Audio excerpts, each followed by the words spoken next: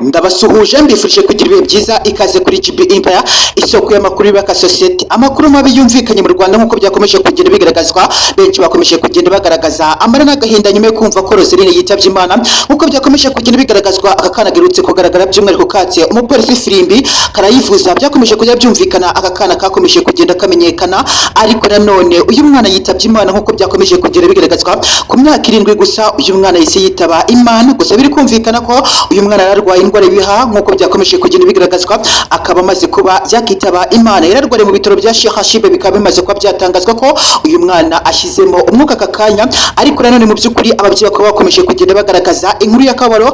Benshi mu banyarwanda bakimura ko bamenya ko akakana gerutse kuba kavuza ifirimbi muri UCI amarushanwa herutse kwera mu Rwanda, byakomeje kugenda byumvikana ko benshi bakomeje kugenda babara. Ndagira ngo benshi mwakomeje kugenda mwumva akakana karakomeje kugenda kavuga ku mbuga nkoranyambaga zitandukanye, bitewe n'uko akakana kasanze umupolisi mu muhanda uri gucunga amagare mu Rwanda kamwaka ifirimbi karangije karayivuza. Ibi kandi byatumye kabi cyamamare. Roseline byumvikanye ko amaze kuba yakitaba Imana. Byakomeje kugira bitangazwa n'ibitaro byagaragaje ko uyu mwana Roseline yitavye Imana azize indwara y'ibiha, gusa byakomeje kuya byumvikana ko uyu mwana yapfuye ariko bara cyane. Yakomeje kugenda babaza benshi mu banyarwanda bakurikiye irushanwa ry'amagare rirutse kwera mu Rwanda, gusa byumvikanye ko uyu mwana yagaragaye kuvuza ifirimbi yatse umupolisi, ariko bije kurangira yitavye Imana. Gusa biri kumvikana ko akakana ababyeyi bako bakomeje kugenda bagaragaza ko babaye cyane. Ku myaka 7 gusa kahise kitaba Imana. Abakunzi bako bakomeje kugenda bagaragaza ko babajwe no kumenya iyi nkuru. Yakomeje kugenda babaza benshi, bakomeje kugenda bumva akakana kaje mu muhanda kakaka umupolisi firimbi karangiza kakayivuza mu marushanwa, kanatuma kandi amagara hagarara.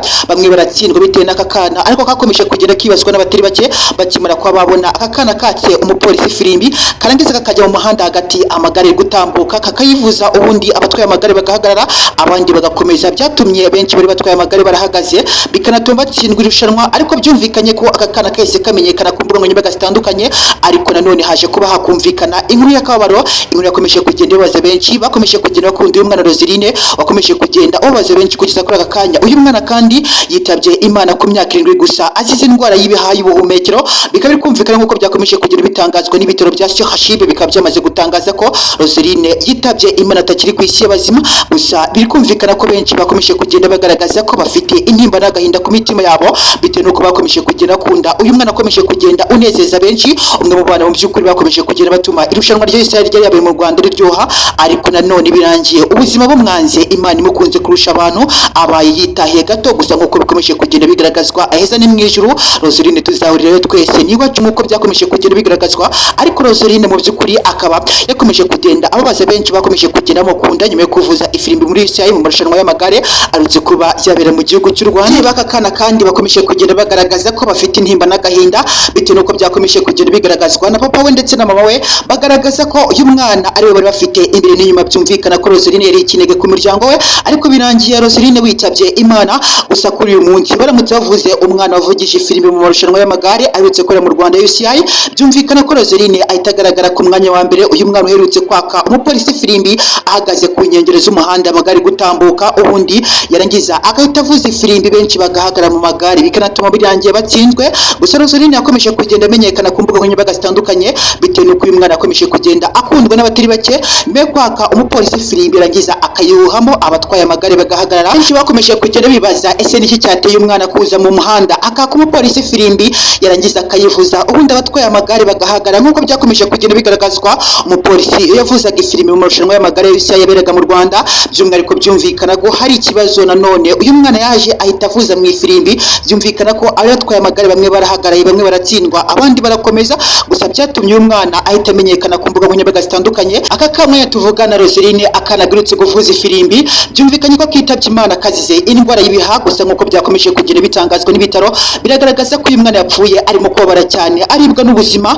Gusa benshi bakomeje kugenda basengera akakana, kakomeje kugenda gakundwa n'abatari bake, kakomeje kugenda kigwizaho igikundiro cya benshi bari bitabiriye amarushanwa y'amagare arutse kubera mu Rwanda. Gusa kuri uyu munsi Roseline umuryango ukomeje kugenda ugaragaza ko babaye cyane, bitewe n'uko bikomeza kugenda byumvikanishwa na mama we agaragaza ko ari umwana yarasigaranye imbere n'inyuma. Gusa biri kumvikana ko uyu mwana yakomeje kugenda ababaza benshi nyuma yo kugaragara mu marushanwa y'amagare mu Rwanda arimo kuvuza ifirimbi, amagare yose agahagarara. Abantu bakibaza ikibaye, bahindukira bakabona umwana yatse umupolisi umupolisi ifirimbi. Gusa uyu mupolisi mu by'ukuri wahaye umwana ifirimbi byumvikanye ko yahise akurwa mu marushanwa y'amagare, byumvikana ko yirukanwe, ariko biza kurangira uyu mupolisi yisobanuye agaragaza ko aka kana kaje karangiza kakamutungura, ubundi kubera ko uyu mupolisi yambaye ifirimbi irimo kunagana kakaza imbere karangiza kagahuha mu ifirimbi, ubundi kavuga abatwaye amarushanwa y'amagare bakahita bahagarara. Gusa byakomeje kugira byumvikana ko kakomeje kugenda gakora kuri uyu mupolisi kubera ko kakimura kuba kahuha muri ifirimbi. Uyu mupolisi yahise akurwa mu marushanwa y'amagare, byumvikana ko yahise asezerwa ku kazi. Ariko nanone inkuru yumvikanye mu Rwanda, inkuru yakomeje kugenda ibabaza benshi, bakomeje kugenda bakunda aka kana k'agakobwa ka Roseline kakomeje kugenda kamenyekana ku mbuga nkoranyambaga zitandukanye kavuza ifirimbi mu marushanwa y'amagare yose yayo, mu by'ukuri amagare agahagarara. Gusa kuri aka kamwanya byumvikana ko aka kana kamaze kuva mu isi y'abazima, kamaze kwitaba Imana kazize indwara y'ibihaha. Byakomeje kugenda biriza benshi ku mbuga nkoranyambaga zitandukanye bakimura ko babona aka kana bitangazwa ko kamaze kuba kashyiramo umwuka ababyeyi be, kandi bagakomeza kugenda bagaragariza abaturarwanda ko mu by'ukuri ari akana kari gashimishije, anagaragaza ko ari we mwana yari asigaranye imbere n'inyuma. Roseline kandi ku myaka 7 ahise yitaba Imana nk'uko byakomeje kugenda bigaragazwa.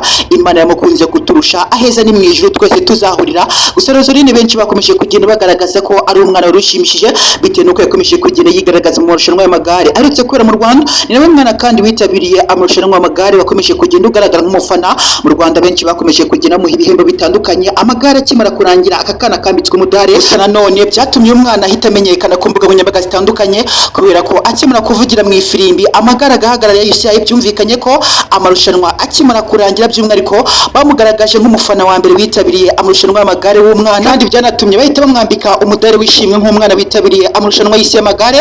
Akaba yanigaragaje mu bihugu byose byari byahuriye mu gihugu cy'u Rwanda kuba byashyigikira irushanwa rya Israel ryari ryabereye mu gihugu cy'u Rwanda ku nshuro ya mbere ku mugabane wa Afurika. Gusa biri kumvikana ko uyu mwana inkuru y'akabari yakomeje kugenda ibabaza benshi bakomeje kugenda bagaragaza ko mu by'ukuri bafite intimba n'agahinda ku mitima yabo.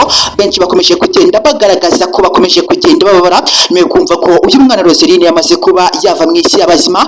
Gusa kuri aka kamwanya mu by'ukuri umuryango wa Roseline ukomeje kugenda ugaragaza ko ufite intimba n'agahinda nyuma yo kumva ko uyu mwana yahise yitaba Imana azize indwara y'ibihaha.